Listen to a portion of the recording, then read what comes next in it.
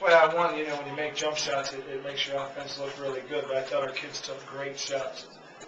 Got the ball in the paint and pitched it out for wide open jump shots. I thought it took us 3 or 4 minutes into the first quarter to really do that. I thought we took some quick ones, but we knew they were bigger than we were, but we thought we could go by them, and if we were unselfish, which we were, and these guys and Taylor benefited from that a lot also, not just our guards.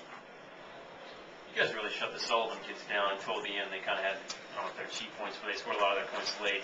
Thoughts on that? Well, that's Rahlin and Dirks were in charge of facing those two and just trying to limit their touches.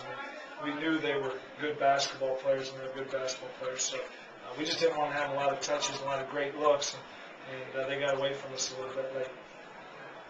Seemed like every time and there weren't many times, but the few times that UA seemed to look like they were getting back in the game, that your team just put it in, took over again and went on another run to really extend your lead.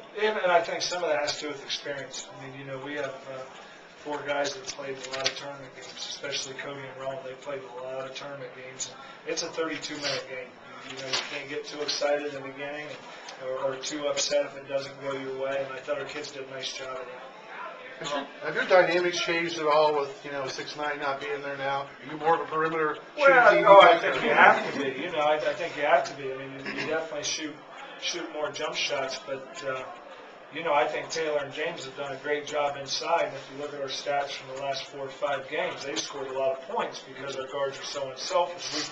We just scored points inside a little different than we did before. It's more off penetrating pitch than it is throwing it in with your back to the basket. Well, I'll talk a little about just the flow of the offense today, just inside, outside, penetration, things like that. Just playing unselfish. I think our guys just penetrated, like Coach said, and we got wide open threes in that. Cody and Ryan was knocking down jump shots, and that was the ultimate decision in this game.